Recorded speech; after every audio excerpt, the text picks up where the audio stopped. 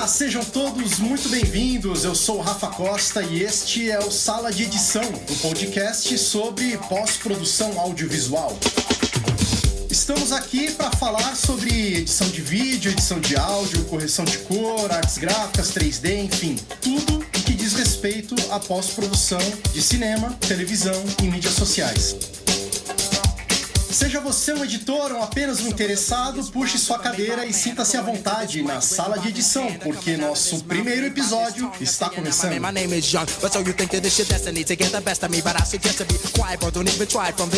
E sem mais demora, vamos à escalação dos nossos editores.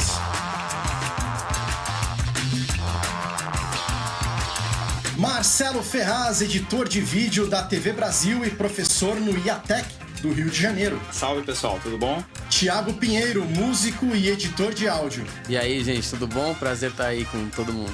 Verônica Reichenberger, jornalista e editora de vídeo freelancer em Londres. Oi, pessoal, é um prazer estar aqui com vocês. Fabiano Casa, diretor de fotografia na Labcoat Meerkat e diretor da Rede Globo Internacional em Los Angeles. Fala, pessoal, baita prazer estar aqui com vocês. E este que vos fala, Rafa Costa, editor da Fazenda da Record e proprietário da Escotilha Filmes. Tequila.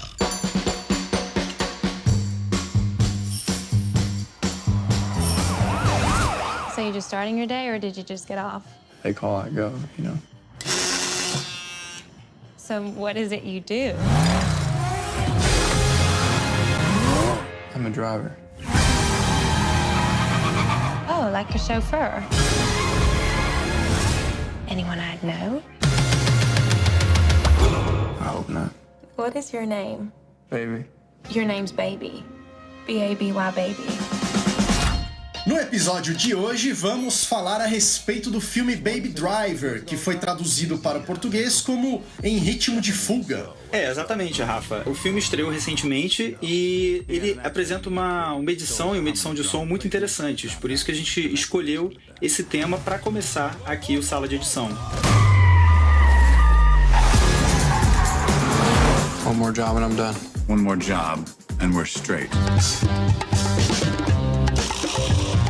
Para começar, vamos dar uma passadinha pela ficha técnica do filme. Ele foi escrito e dirigido pelo diretor inglês Edgar Wright, montado por dois editores, o Paul McLeish e o Jonathan Amos, e ele tem no elenco o Ansel Elgort, Kevin Spacey, Jamie Foxx, John Hamm, Eiza Gonzalez, Lily James e o Flea, que é o baixista do Red Hot Chili Peppers, faz ali uma ponta também. O Edgar Wright é um diretor inglês, tem séries e filmes aí desde os anos 90. O maior sucesso dele provavelmente é Scott Pilgrim Contra o Mundo, de 2010. Entre outros filmes, ele também tem Shaun of the Dead, um filme de zumbis que no Brasil ficou conhecido como Todo Mundo Quase Morto, e tem outros filmes menos conhecidos, como Chumbo Grosso e Heróis de Ressaca. Um detalhe interessante sobre ele é que ele ficaria responsável pelo Homem-Formiga, o filme da Marvel. Ele roteirizou o filme, trabalhou no filme durante uns 8 anos, mas por algumas diferenças lá com a Marvel, ele acabou não seguindo com o filme.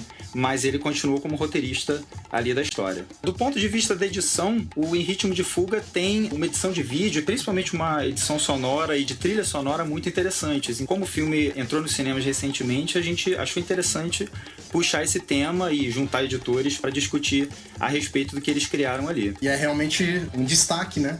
Essa coisa do som, como o som manda na narrativa, né? Uma inversão do que a gente está acostumado, né? Geralmente é aquela velha história da trilha ser composta depois do filme gravado, de você preencher o vazio, né? Ou até algumas produções que pensam um pouco mais no áudio, até trabalham em paralelo, mas nunca o áudio mandando na... Esse filme, ele às vezes ele até parece que ele é um pouco... que ele é um musical, né? Exatamente. Logo no início, né? A gente pode até depois entrar em detalhes, cena a cena. No início ali você tem uma série com muita cara de musical, né? Um plano sequência. Bom, só pra fazer um parênteses aqui, lembrar a todo mundo aí, quem estiver ouvindo, que obviamente a gente vai falar sobre o filme. Então, se por um acaso você ainda não assistiu o filme e não quer ter spoilers ou ficar sabendo aí das... Spoiler alert, spoiler alert. Então, Total. dá uma pausa aí, vai assistir o filme e depois volta. So here's the thing. I'm looking at some of the country's finest thugs and, of course, young Mozart in a go-kart over there. Falando do começo do filme, aquela parte que o Baby vai pegar o café é uma das minhas cenas favoritas. E realmente, que nem vocês falaram, dá uma sensação... Talvez, eu diria até que uma das cenas que dá mais sensação que parece um musical, o filme. E ainda mais eu escuto muita música andando nas ruas de Londres e eu tenho muita vontade de dançar e fazer o que ele faz. Então, eu acho que esse é outro motivo também que eu me identifiquei muito. Aí eu não sei se vocês perceberam também que os postes... Tá escrito, e a parede também, escrito slide, aí nos potes escrito yeah. Então a letra da música, né? E é engraçado porque nessa cena a gente não conhece ainda o Baby, né? Então, pelo menos eu tive essa impressão desse cara assim, arrogante, né? E aí ele vai pedir o café, aí ele, vocês lembram? Eles falam yeah, yeah, yeah.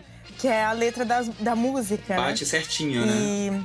Eu achei super bacana. Eu achei interessante como eles fizeram depois depois da abertura, né? Você tem uma abertura bem frenética, né? Do assalto, o primeiro assalto ali do banco. Sim. E tudo acontece muito rápido, assim, não deixa de ser um clichê, é muito bem editado, a cena é sensacional, mas é uma cena de fuga, como a gente já viu, né? Em outros filmes.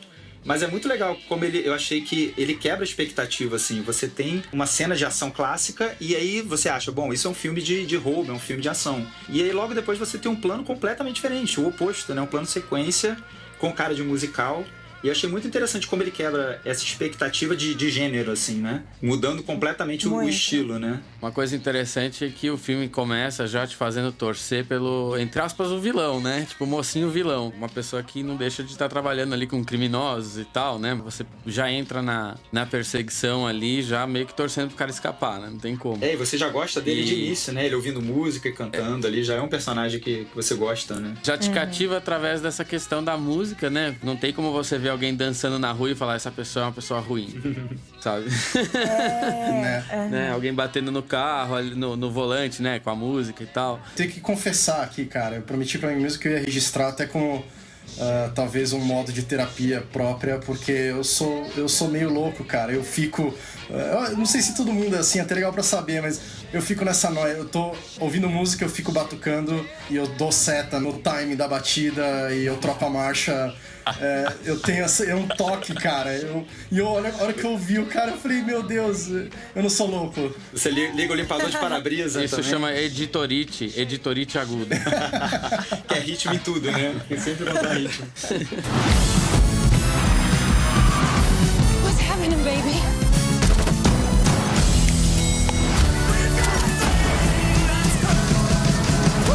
That's some Oscar shit right there.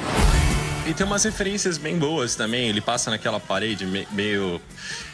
nesse momento que ele tá dançando, que ele tá andando e tal. Porque a música tem umas referências de blues numa lojinha atrás, uma parede meio grafitada. E eu acho que é legal assim, que a câmera também é meio descompromissada, assim como é o personagem na caminhada, né? Então mesmo no Steadicam, ele não tem um compromisso de seguir uma linha assim, muito certinha do movimento de câmera. Então a câmera vai andando conforme ele vai andando. Acho que isso também nos dá uma sensação de que o personagem é descompromissado, assim como o movimento da câmera é. Acho que uma coisa corrobora pra outra. Eu achei interessante isso. É verdade, tem até algumas partes que ele some do frame, Exato, né? Exatamente. Você reparou nisso? Sim, é muito legal. E o que é mais interessante, tudo isso foi extremamente pensado, inclusive o próprio editor do filme, o montador, tava em loco com uma ilha móvel. Isso, na verdade, tem uma entrevista do Edgar Wright que ele fala que ele mesmo não é de improvisar, né? Ele falou até que o Jamie Foxx tem algumas cenas improvisadas, mas ele mesmo não improvisou no filme.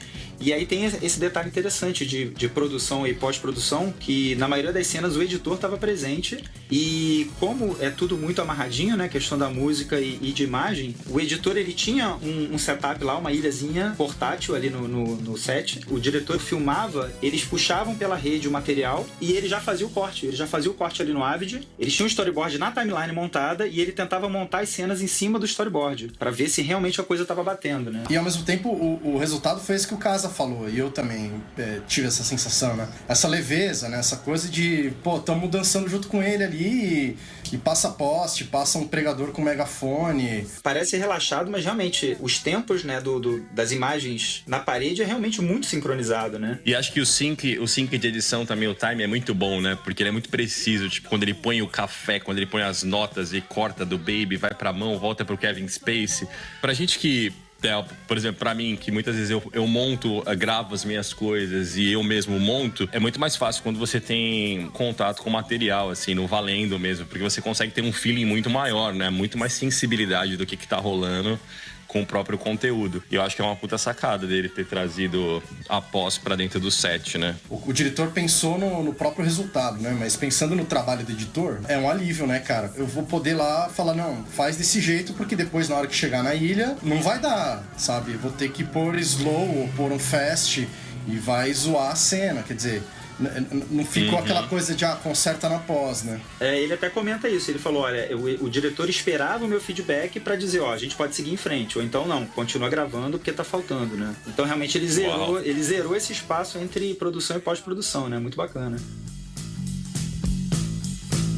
What is your name? Baby. Baby, oh baby, I love to call you baby. O Baby, ele tem pouquíssimas falas, né? E ele fica gigante na ação. É engraçado isso, porque ele tem umas pouquíssimas expressões de fala, umas linhas pra ele falar, e ele domina, tipo, ele capta a sua atenção, mesmo pela dança, enfim, por ele dirigindo, mas ele não tem nada na narrativa, tipo, falada, ele não tem nada. Não tem grandes falas, só quando ele... né? Exato, é engraçado, e você fica o tempo todo preso a ele. Até a questão do padrasto dele eu achei interessante, né? O padrasto dele ser surdo e ele só se comunicar com o padrasto, né? Através de gestos, né? De libras e ter legenda, obviamente, ali. Eu achei que também reforçou mais a condição dele, né? De não conseguir... De ter um problema auditivo, né? Do ruído e o filme ser muito visual por conta disso também, né? É interessante isso que você falou, do filme ser visual. Porque apesar de ser um filme musical, ele é um filme extremamente visual, no sentido de que se você fechar os seus olhos, você não vai entender a cena. Não sabe o que tá acontecendo, Eu imagino um storyboard que tá junto com a letra da música, sabe? Cada ceninha ali com a estrofe. Tivesse muito bem decupado, né? Ele é todo decupado pra funcionar dessa forma, não é uma edição acidental. Talvez tenha uns acidentes felizes ali e tal, mas de um modo geral, nessa cena de bateria, o que a gente vai pôr? Alguma coisa que se mexe rápido e seja fino, vamos pôr o para-brisa do carro. O que dá pra pôr nessa hora que a percussão bate de tal jeito? Vamos botar os tiros da galera e tal. Eu acho que tem uma coisa muito de ouvir a música e tentar criar cenas pra música. Então é por isso que eu diria que a pós-produção tinha que estar tão amarrada, porque tinha que confirmar que aquela cena naquela velocidade ia funcionar com aquele compassinho da música mesmo. Né? Na cena do café, eu imagino que, obviamente, eles devam ter gravado como se fosse um videoclipe, né? Deve ter rolado música lá pra poder ter a marcaçãozinha da dancinha, ou então deve ter rolado algum tipo de sinal pra, pode pôr o café, alguém com a mão que tá ouvindo a música, porque o áudio não pode ter, porque a voz dele é gravada, ou então a voz dele foi redublada. Quer dizer, tem 1000 caminhos pra você superar a dificuldade dessa cena, né? Tem aquela cena, né, que ele leva o carro pra amassar no ferro velho, e aí ele começa a cantar Easy, né? E aí ele começa a cantar exatamente no ponto. Então com certeza você tinha um kill ali, né? Você tinha o som rolando ali.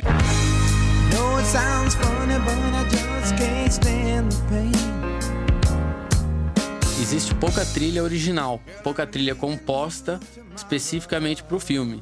Existem canções, né, que já existem. Até quando eu fui ver... Quando eu vi o trailer pela primeira vez, tem uma relação das músicas e dos artistas no final, né? Mostra um texto ali. E o que aconteceu, eu falei, esse filme ou é pra vender música, ou esse filme ele tem que ter uma proposta muito inovadora pra não se perder, porque tinha ali artistas muito diferentes. O próprio filme leva o nome da música do Simon Garfunkel, né? Que é o Baby Driver. Tem T-Rex, tá ligado? Tem Dave McCallum, tem Sam and Dave, tem Blur, tem, sei lá, Focus, tá ligado? Focus eu adoro, sabe? Foi sensacional, lá das antigas.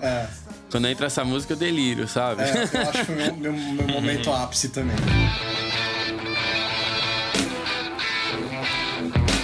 Eu tenho a visão de que esse filme é um filme de alguém que é apaixonado por música e inventou um jeito de dizer isso. É verdade. O nome do sujeito é Miles, que com certeza lembra Miles Davis e tal. Você vai perceber isso numa ceninha mais lá pra frente. Miles Davis, que é um dos caras que transformou a história do jazz, né? Alguns falam que transformou a história da música americana 7 vezes enquanto vivo. Pouca coisa. Ele é um trompetista espetacular, uma das maiores vozes aí do Ô, Ti, é bem do pertinente jazz. isso que você tá falando mesmo, porque essas referências elas estão aplicadas em todos os lugares, na abertura, no momento que ele conhece, que ele vê a menininha no restaurante também, eu acho demais, que ela vem entrando cantando e ele tá sem fone de ouvido nesse momento e na verdade ele tá com um gravador na mão. Ele ainda grava ela, ele grava isso. ela. É demais essa ceninha também. E é exatamente isso. Você percebe que o cara é apaixonado. O cara que escreveu, o diretor, ele é apaixonado por música. Acho que ele fez pensando mais na música.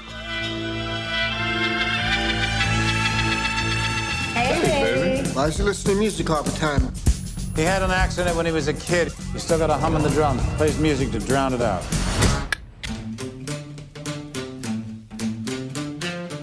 Eu sou um cara que praticamente edito em cima de trilha sonora. E vocês, como que funciona isso? Eu também gosto. Total, Acho que é né? muito mais fácil. É muito mais fácil do que criar do zero. Eu, quando trabalho com editores, eu faço uma coisa que é assim: eu mando uma trilha que é só pim, pom, tum, tch, trilhinha marcação, e o editor edita nela, fica feliz da vida. Para de fazer muita propaganda, Thiago, porque senão eu vou ter que dividir você com os outros, cara, e aí ferrou.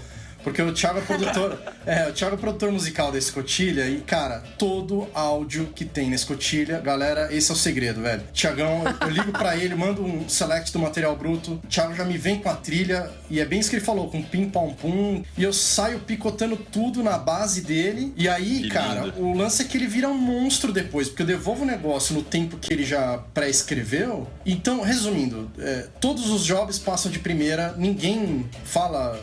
eu acho que, cara, vou ser sincero, a Escotilha fez 5 anos agora. Teve uma vez que voltou o áudio, cara. E foi agora há pouco, assim. Até então a gente tava 100%. Tô perdendo a mão, então?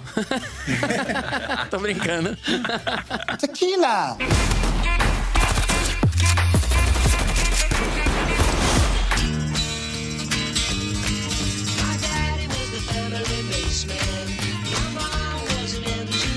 Eu vejo que as pessoas estão valorizando o Baby Driver por ser um filme em que as cenas são sincronizadas com a música e tudo mais, mas é curioso que pro editor é mais confortável, né? Tudo bem, você tem que ter as cenas. É muito né? mais fácil, Tem que ter o material, mas é muito mais tranquilo, né? Tipo, você tá... Vamos lá, faz uma edição musical desse material aqui. Pode ser a cena do cara lavando o quintal, entendeu? Tipo, se tiver ação no frame ali, tipo, você consegue fazer uma parada musical, sabe? Com a edição, entendeu? É muito mais difícil você dar ritmo pra ação lenta ou cenas paradas, Sim. né? É muito mais difícil, cara. E pode ser de uma certa maneira trabalhoso, que nem você falou, Rafa, que você é perfeccionista e eu sou também. Mas, por outro lado, é tão gostoso. Nossa, pra mim é muito mais gostoso ter que editar alguma coisa em cima de uma música do que quando não tem a música. Não, e dá aquela raiva, né? Porque quando você pega... Às vezes tinha freelancer, né? Nego, pode... Você edita esse filme pra mim? Tá bom. Como é que é? Eu filmei, sei lá, o evento tal, não sei o que. Legal. E que trilha que você quer colocar? Trilha? Coloca uma trilhazinha qualquer, tá ligado?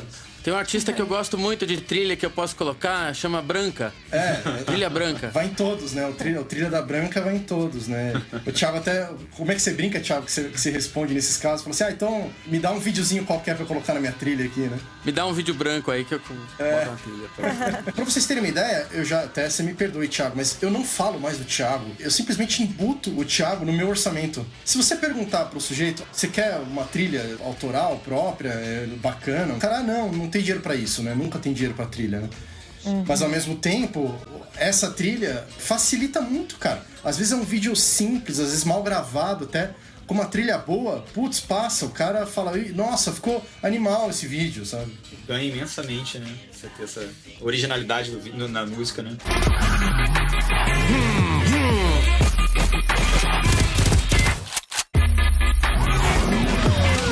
That's some Oscar shit right there. A gente tá falando da trilha, tá? Aproveitar aqui. É uma curiosidade, né? Porque o filme que ganhou a melhor estatueta de Oscar foi o La La Land, também, que vem nessa pegada do musical, né? E o Baby Driver vem do Superman também, né? E tá na mesma pegada. Acho que é uma tendência que tá rolando hoje em dia, né, meu? Tem aquele detalhe também do Whiplash, né? O filme que ganhou Oscar de edição uns anos pra trás, não à toa é um filme de música, né? Então... O Whiplash é sensacional. Sensacional, assistam quem não assistiu. É muito, muito bom, né? É, eu não vi ainda. Uma curiosidade que a Emma Stone ia ser a Débora do Baby Driver. Só que aí ela foi chamada pra La La Land e aí ela deixou cair. Mas eu achei que essa atriz, eu gostei muito dela, assim, ela tem um visual, assim, meio antigo, né? Ela tem cara de musical mesmo, também, eu achei. Tem mesmo. Né? O visual, a maquiagem que eles fizeram ali com o cabelo, ela tem essa pegada, eu acho. Pensando um pouco no filme, nessa questão, voltando a amarrar no próprio Baby Drive, é um roteiro que acho que todos nós concordamos, não é dos mais elaborados, né? Não é um filme dos mais marcantes e tal. Mas tem essa coisa de tiveram cuidado de contar que a mãe do Baby era uma cantora, tem a fitinha lá da mãe dele que ele guarda e tal. O filme é tão de gente que gosta de música, né? É tão sobre música que, por exemplo, nem explora muito o romance dele com a menina, né? Fica uma coisa meio em segundo plano, assim. Ele já dá um pulo, né? É verdade. Eles vão ali pra lavanderia, você vê que, né, rola uma identificação ali. Rola a maquininha de lavar girando ali. Cara, pra você ter uma ideia, eu não lembro nem se rolou beijo, cara. Muito depois. Eles jantam, eles vão jantar, e aí o Doc, né, que é o... É verdade, que é o Kevin Spacey, ele dá novamente o trabalho pra ele, fala, não, você vai ter que vir, e eu acho que eles só vão se beijar depois, mais pra frente. Isso, naquela cena. Acho que foi no carro, eles se beijaram uma vez no carro, é verdade. Que ela quer que ele entre e tal, e ele tá nervoso porque ele não quer ferrar a vida dela e tal. And your waitress girlfriend, she's cute. Let's keep it that way.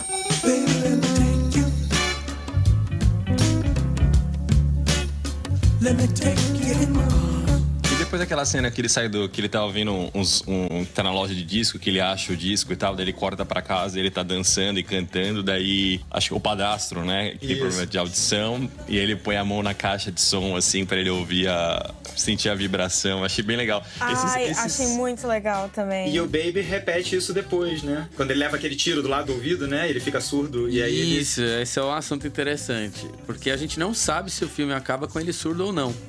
Depois daquela cena ele não fala mais, ele fala só uma coisa ali, a única fala dele é aquela fala com os braços pra cima, e depois não dá pra saber, ele tá lendo depois ele sai, né, faz aquela... É verdade. Mas a gente não sabe mesmo se ele termina o filme surdo ou não. Uma curiosidade aqui também, eu acho que essa coisa da surdez, né, tá presente por conta do padrasto dele, e também pelo lance que a gente descobre no meio do filme, o tal do tinnitus, né, que é o zumbido. Tinnitus. Tinnitus.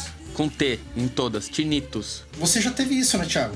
Tinnitus pode ser causado por várias coisas. Pode ser causado por trabalho excessivo de um carpinteiro, de um músico, produtor. Alguém que trabalha em aeroporto e tal, costuma ter algum tipo... Sabe quando você vai num show e volta e tem aquele zumbidinho no ouvido que dura um dia, sabe? Isso já tem algo a ver com tinnitus aí. São as células ciliares que chamam, que são as células, vamos dizer assim, as células que convertem o movimento em energia pro cérebro, né? Pra ser compreendido. E quando essas células elas são usadas demais e tal, elas podem ou morrer ou traumatizar, né? E isso gera o tinnitus. Entre outras coisas. Pode machucar o pescoço e dar tinnitus. Cara, deve ser uma loucura, né, cara? Pra mim foi desesperador, né? Chegou a, inclusive, me tirar trabalhos e tal. Eu tive que ficar um tempo me recuperando. Eu usei protetor o dia inteiro. Fazia uma terapia com sons super agudos, como se fossem bips bem agudinhos. Você ouve e eles vão relaxando a estrutura dos nervos ali do ouvido, né? Caramba! Isso ajuda a recuperar e tal. E você diria que colocar um fone de ouvido assim, que nem o Baby tinha, ajuda?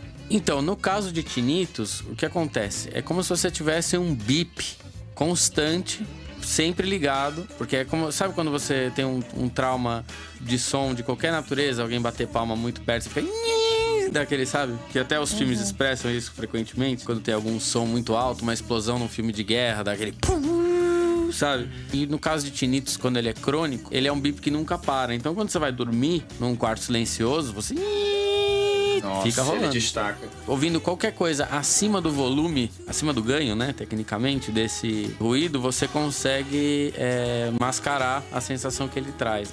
É parecido com ouvir música no metrô, por exemplo. Você não ouve metrô, mas você ouve metrô, entendeu? Não acontece algum fenômeno, tipo aquela adaptação? Não existe, quando você ouve muito um determinado som, né, constante, a gente tem tipo uma acomodação auditiva, não sei se esse é o termo. Pra tinnitus não acontece isso? Você esquecer que o som tá ali ou ele fica frequente? Então, o tinnitus, as pessoas ainda nem sabem, a ciência nem sabe dizer ainda quão psicológico, psicossomático e o quão físico ele realmente é. Porque assim, nosso cérebro filtra ruídos do nosso corpo o dia inteiro. A gente não consegue, por exemplo, reparar o tempo inteiro no barulho que o piscar de olho tem ou que a mastigada da comida tem, só quando a gente repara. O cérebro ele tá filtrando o tempo inteiro. Então, existem ruídos, como por exemplo da corrente sanguínea, né, dentro do ouvido, que o cérebro filtra e que em situações de estresse, por exemplo, podem causar a desativação desse filtro. Então você passa a ouvir. Então, e tem o traumático, né? Tem essa questão do crônico por esse motivo também, né? No caso do filme, fica implícito a ideia de que foi o acidente de carro na infância que a partir daquele momento traumatizou. He had an accident when he was a kid. Still has a hum in the drum. Plays music to drown it out. And that's what makes him the best.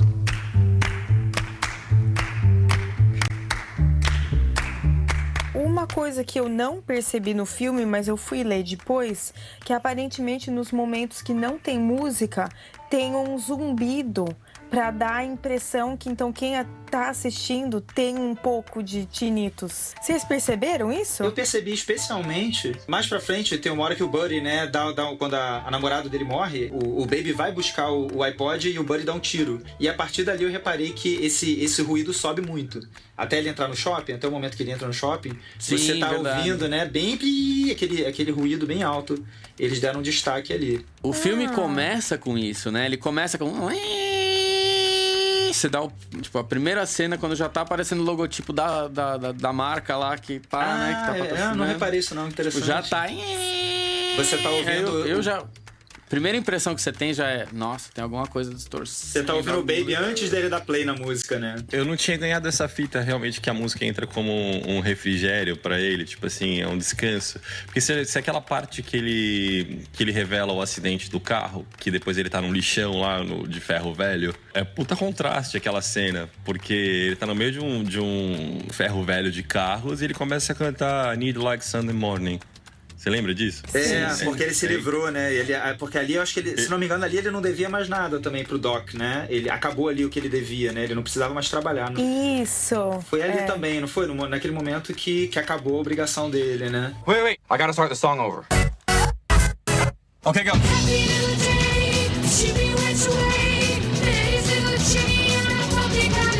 Não sei se vocês repararam que o Baby ele é meio obcecado com a questão do andamento da música, que mais de uma vez ele volta a música atrás, quando ele vê que não funcionou. Ele não consegue nem sair com o carro enquanto a música não acerta a música no dial. Não acerta a estação. E isso é uma coisa interessante também, que fala que não é só o tinnitus, entendeu? O cara é noiadão, ele mano. Tem, exatamente, ele tem um toque sério em relação à música ali. Eu tenho umas coisas assim, às vezes eu, por exemplo, eu parei na estrada pra comer e tal, assim, a primeira coisa é ligar o rádio e pôr a música certa pra voltar pra estrada. Eu não consigo, até por uma questão de prestar atenção na estrada, né? Eu não posso ficar mexendo no celular e setar a música já com o carro em movimento na estrada, é um perigo danado. Mas eu tenho isso, assim, eu preciso criar meu principalmente em viagens, que é aquela coisa mais lúdica e tal, né? Eu faço muita viagem pro sul do país e distâncias longas, então eu preciso, tem toda uma preparação psicológica para aquele trabalho, né? E no caso dele, mais ainda, né? Que é aquela adrenalina mil, né? De fuga, de roubo e tudo, né? Tem uma outra coisa interessante sobre o filme, que é o fato de que ele, obviamente, trabalha música de várias fontes, né? Tem música de décadas diferentes e tal. E existe um trabalho ali, né, invisível, de adaptação de uma música com outra. Por exemplo, o rap que toca no filme não tem aquele grave subwoofer, boombox, carro, porta-malas que tem o de hoje. Ele tá no padrão harmônico das músicas dos anos 60, 70 que tem ali, né? Existe uma Uma padronização da equalização, né? olha Como se fosse aí. um trabalho de cor, vamos dizer assim. Olha aí. Que legal. Que eu acho que também corresponde à própria direção de fotografia do filme de arte, né? E tem uma questão que mudaria muito a percepção do filme se as músicas fossem tocadas de modo original. Se você tocar um rap todo grandão, agressivão e grave, você vai falar, pô, vai entrar um Velozes e Furiosos no meio aí e bater nele, sabe? Parece que é de outro planeta mesmo. Porque o filme trabalha muito a ambientação através da música. Né? Então acho que o trabalho do sound designer foi em right time. Curiosamente, eu imagino que a trilha sonora, por exemplo, o CD da trilha sonora do filme não vai ter as músicas tão adequadamente. Eu imagino que vai ser uma outra master, né? A master feita pro filme. Eu senti isso porque tenho a playlist, eu assino um desses aplicativos que você paga mensalmente pra ouvir as músicas. E tem a playlist lá do filme. Coloquei lá Baby Driver, apareceu, nossa, que legal, então coloquei pra ouvir. E aquela música Tequila e algumas outras que eu gostei, eu falei, pô, mas não tá igual do filme, assim, não me deu... Tá diferente, tá adaptado realmente. Tem um pouco do efeito telefone nas músicas, sutil, pra dar a ideia de que ele tá ouvindo no fone de ouvido, sabe? Entendeu? Tipo, mas é bem sutil. Eles tiram um pouquinho do grave, do agudo, deixam uma música um pouquinho mais média mesmo. Ajuda também na compreensão dos ruídos de cena, que tem coisas agudas. E eles puxam pro espectro um pouquinho mais agudo do áudio pra poder liberar a zona de diálogo ali, né? Pra poder falar por cima e não atrapalhar. Ou então até usam isso ao contrário, pra parecer que a música tá alta e que, não dá pra ouvir, tá alto, entendeu? Tequila!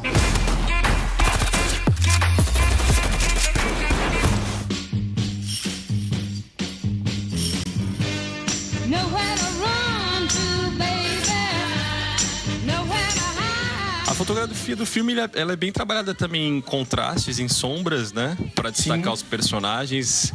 A paleta de cores é bem cinza, se você reparar. Tipo, cinza, verde e vermelho, que é interessante. Eu acho que o que eles trouxeram, na verdade, tipo, a paleta do filme, se você for pegar, por exemplo, quando eles estão na sala de reunião lá, que é a garagem, sei lá, que parece uma garagem. Tipo, ela é verde e branca. E aí o Jamie Foxx destaca que ele tá de vermelho, então ele dá um pulo. A roupa do pessoal é um tom mais neutro. Se você pegar, é o mesmo tom de introdução da abertura, que é cinza. Porque se você for perceber também, é uma luz de dia, não tem sol. Eles trabalharam pouquíssimo com dias muito ensolarados. Você pode ver que um tom é mais cinza mesmo. O carro é vermelho, o ambiente é cinza e um pouco verde também, com pouca cor saturada, viva. Então é um filme que ele não salta, assim, não é vivo, não é saturado em termos de cores, né? Ele tem uma outra cor que chama atenção. E o que deixou curioso também é que eles usam um ou dois pontos de luzes mais forte, e é de um lado, que é pra criar um contraste com a sombra, ou seja, pra gente ter volume de luz nos personagens. Se você lembrar, o Kevin Spacey tá dentro do elevador, é um pontinho de luz em cima. Se você olhar para eles dentro da sala mesmo de reunião, onde eles articulam os projetos lá, os roubos, também é uma luz que vem da janela, um contra forte, com bastante sombra do outro lado. Na própria casa do Baby também, às vezes quando ele tá ouvindo as músicas e tal, que ele tá sentado na cadeira vendo televisão, é um ponto de luz. Então, assim, é interessante, porque ele também não tá muito preocupado com uma ambientação de luz que não seja natural. Ele tá bem preso, tipo, uma coisa bem dura, bem sem muito soft, vamos dizer assim. É muito mais uma luz natural do que algo muito mais produzido.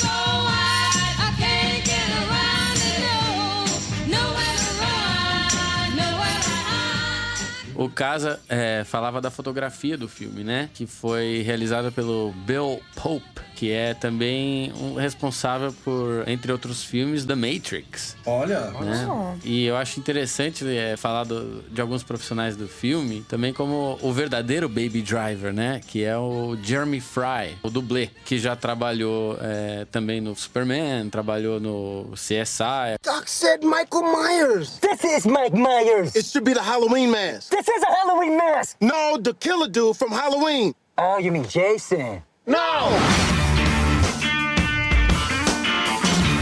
Esse filme ele é meio comédia também, né? Ah, não, total. Ele tem uma pegada meio quadrinho até às vezes, né? Meio comic, né? Os caras ainda fazendo assalto com a máscara do Mike Myers, né? Do Mike Myers. Ele pediu Michael Myers e apareceu com o Mike Myers, né?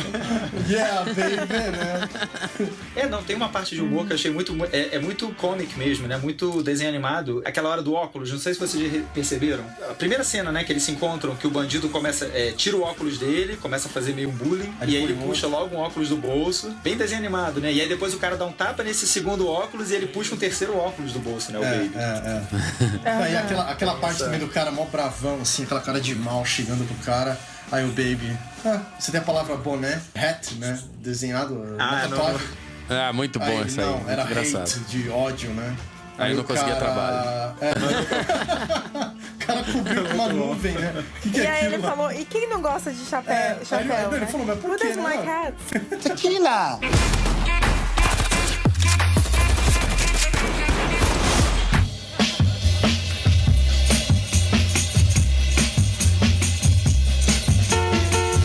Vocês já assistiram os outros filmes dele? Eu vi o Scott Pilgrim. O Scott Pilgrim eu vi mais uma vez. O Shaun of the Dead também, né? Todo mundo quase morto, de zumbi. É nessa pegada de...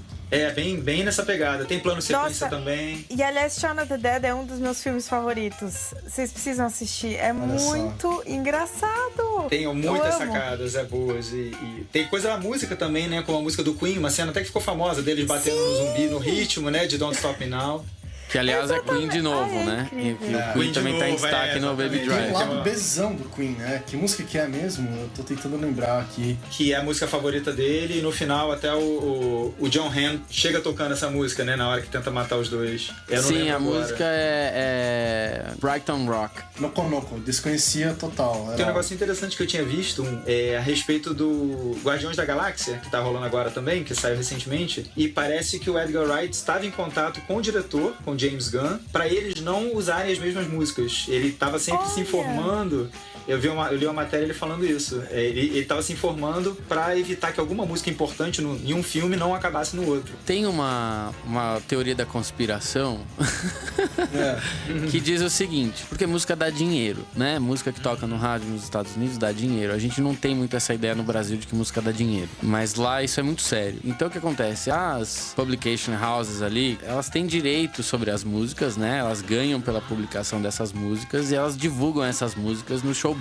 É como se fosse um mercado de ações mesmo. Uma música que toca no filme, tipo no Titanic, Celine Dion, aquela música vai valer milhões. Com certeza, se você tá me falando isso, ou pelo menos não digo com certeza, mas com alguma certeza, conhecendo a indústria lá, né? Que eu acabei já morando lá em Los Angeles, onde um dos centros ali, e fico indo e voltando direto. Essa coisa que acontece, a indústria mesmo fala, nós temos essas 100 músicas que queremos divulgar nesse trimestre. Ah, sim. É uma coisa muito mais de mercado até do que... Se bem que as músicas, se não me engano, do Baby Driver, não são... A maioria delas é antiga. Mas isso não quer dizer nada. Você traz a música de na volta, verdade, né? Você pode falar assim, esse semestre é Beatles, entendeu? Porque são as músicas do catálogo que dão dinheiro. Logicamente, eu não tô dizendo que todas as músicas do filme são coisa desse tipo. Mas... existe sim uma tendência para divulgar uma determinada música, né? Isso faz as pessoas correrem atrás, né? Eu mesmo já fui atrás lá e fui, né, vendo algumas músicas que me interessaram ali e tô ouvindo, bem ou mal. Você acaba dando dinheiro no streaming também, né? Eu também. Tequila!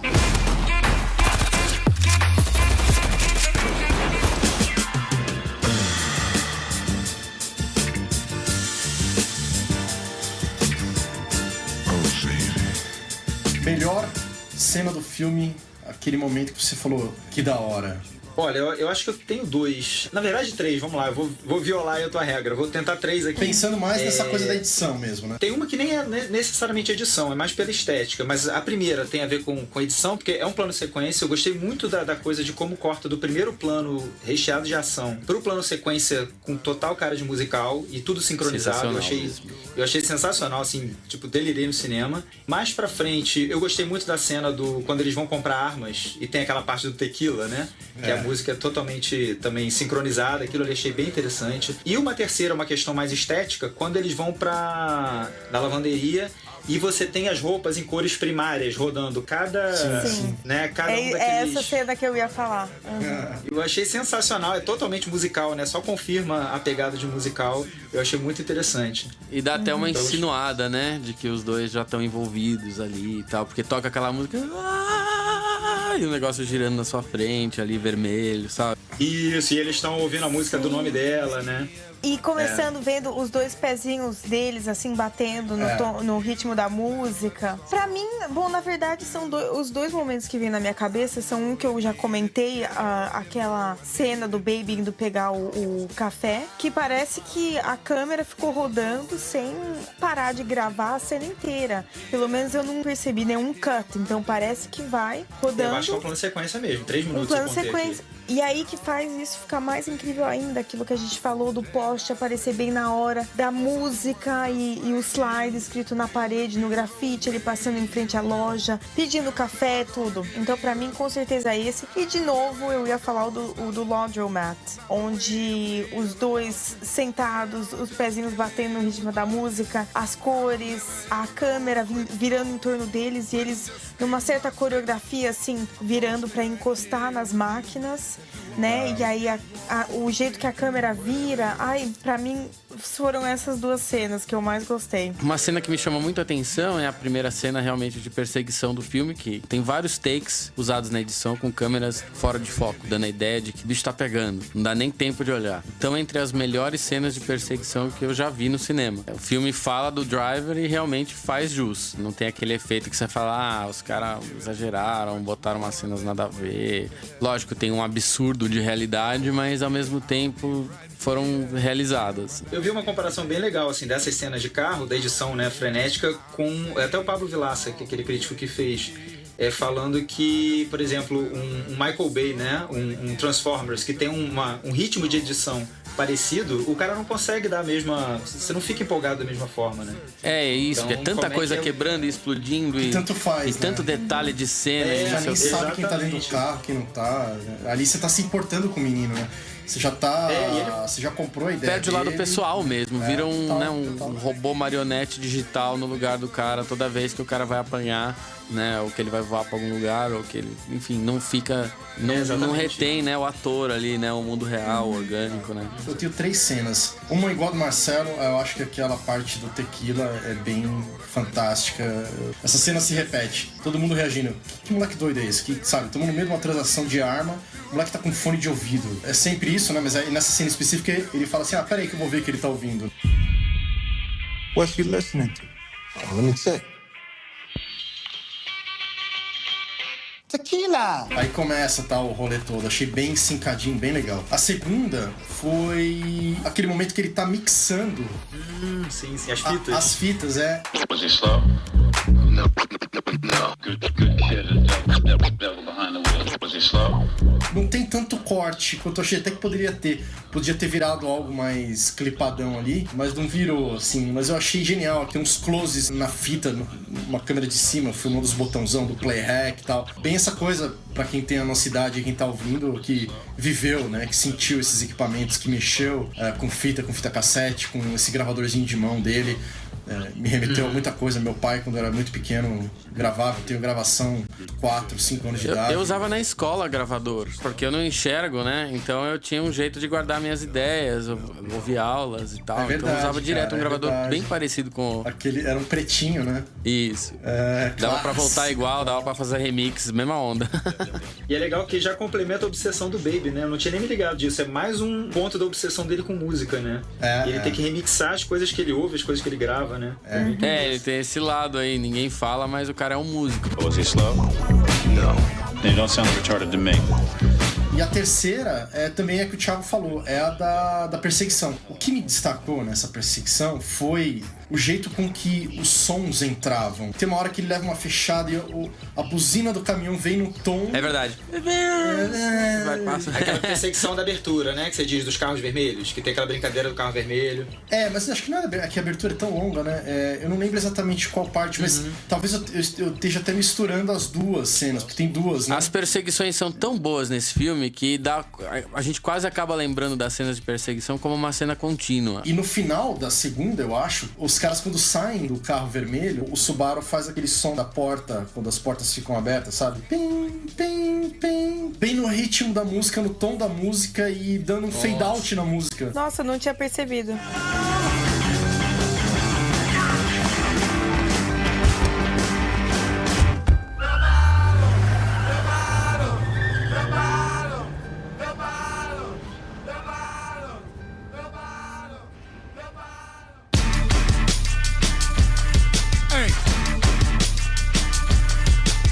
Então, pessoal, a gente tá chegando ao final aqui do primeiro episódio do podcast Sala de Edição. Queria agradecer a presença dos participantes, o Rafa, o Casa, a Verônica e o Thiago. E esse, lembrando, é um podcast discutindo todos os assuntos relativos à edição de vídeo, à edição de cinema e de som. E a gente não tá preso somente a discutir filmes. Em outros episódios a gente vai ter discussões mais técnicas.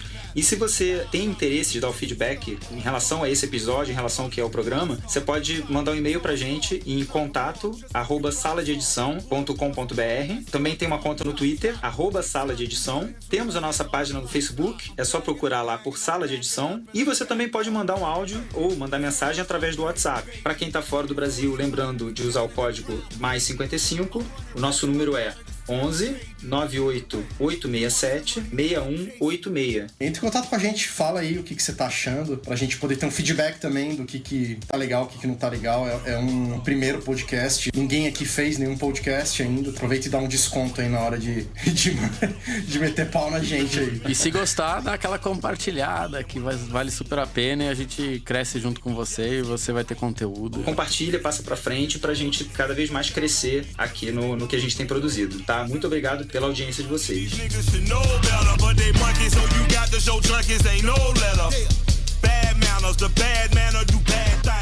Pô, gente, se eu falar umas gafes aí, vocês me corrigem, porque eu não assisti o filme, tá? Tô vendo enquanto vocês estão falando. Eu sensacional, sensacional. Nossa!